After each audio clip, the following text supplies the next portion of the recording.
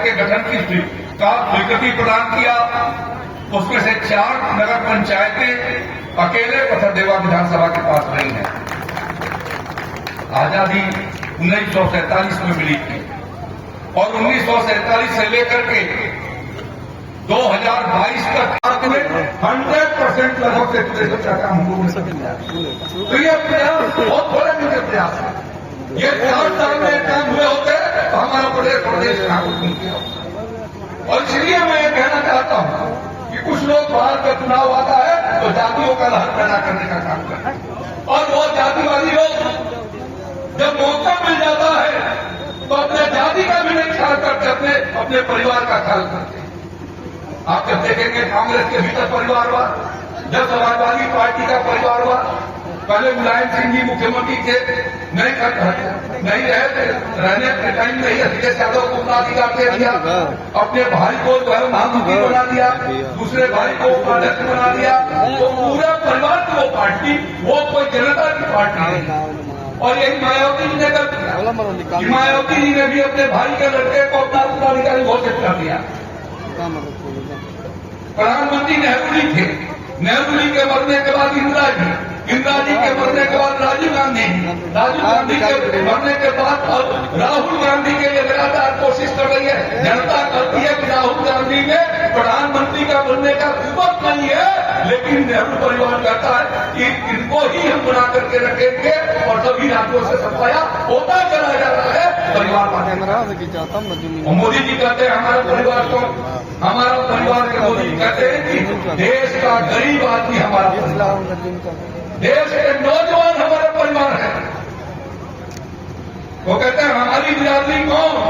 हमारी बिरादरी है गरीबों की, हमारी जाति है जो है वो नौजवानों की, हमारी जाति है महिलाओं की और हमारी जाति है किसानों की। यदि ये 4 अच्छे हो गए तो हमारा देश अच्छा हो जाएगा। जात को खत्म करो, देश की मजबूत। पथरदेवा विधानसभा जो पूरी तरह से ग्राम पंचायतों पर आधारित थी, मुख्यमंत्री योगी आदित्यनाथ जी के अनुकंपा से यहाँ पर 4 नगर पंचायतें बनाई गई, जिसमें से एक हेतिमपुर नगर पंचायत भी है। नगर पंचायत हेतिमपुर में बहुत से इंटरलॉकिंग के कार्य चुनाव के पहले से करा दिए गए थे। ये सड़क जिस पर आप खड़े हैं आरसीसी, वो पीडब्ल्यूडी से हमने करवा दिया था। नाले का निर्माण भी का उसके भीतर धनराशि स्वीकृत कर दी गई थी, जिसका काम हुआ। उसके बाद नगर पंचायत होने के बाद इंटरलॉकिंग के सभी वार्डों में प्रमुख रूप से इंटरलॉकिंग के काम कराए गए थे। अब आज 8 करोड़ 7 लाख रुपए की परियोजनाओं पर आज कार्य शुभारंभ हुआ है, जिसमें से 1 करोड़ 80 लाख के करीब जो है वो यहाँ के कार्यालय भवन के निर्माण पर खर्चा होगा।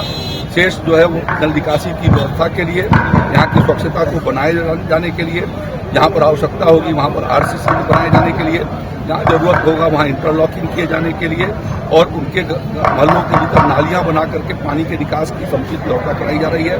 उसके भीतर कुछ जो पढ़ाई मास्क लाइट लगाए जाने की व्यवस्था होगी। साथ साथ में जो है वो बच्चों को खेलने के लिए एक छोटा स्टेडियम का निर्माण किया जाएगा। कि चुनाव सूचना के बाद या कल ये नगर पंचायत के चुनाव के बाद माननीय मंत्री जी का एक आधिकारिक यात्रा थी, जिसमें नगर पंचायत के कार्यालय के भूमि पूजन के साथ साथ नगर पंचायत के करीब 8 करोड़ की परियोजनाओं का लोकार्पण था।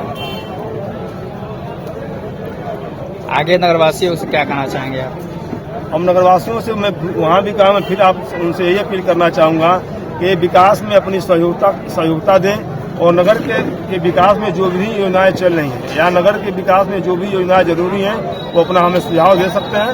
हम योजनाओं में उन सुझावों को अमलजामा बनाते हुए नगर के लोगों को समुचित व्यवस्था की व्यवस्था करेंगे। सरकार ने इस नगर पंचायत के लिए कितने धनराशि दिए हैं और क्या क्या परियोजनाएं हैं? अभी तक नगर पंचायत हेतिमपुर के लिए करीब 9 करोड़ की परियोजनाओं की स्वीकृति मिल गई है, जिसमें एक खेल का मैदान और MRF सेंटर और कार्यालय के साथ ही नालियां, स्ट्रीट लाइट और सोलिंग खड़ंजा आदि विभिन्न हर प्रकार की योजनाओं का क्रियान्वयन अभी तक हो चुका है। स्टूडेंट के लिए आपने क्या नाम है मांग की थी, क्या नाम है उसका, लाइब्रेरी का, उसमें क्या मैंने माननीय मंत्री से मांग किया था कि हमारा नगर पंचायत कृष्णनगर के बहुत करीब है, एक पुस्तकालय की स्थापना की जाए। प्रशासन में उसकी बात चल रही है, माननीय मंत्री जी दोनों प्रयास में लगे हुए हैं और बहुत जल्द ही उसकी स्वीकृति मिलने की संभावना है।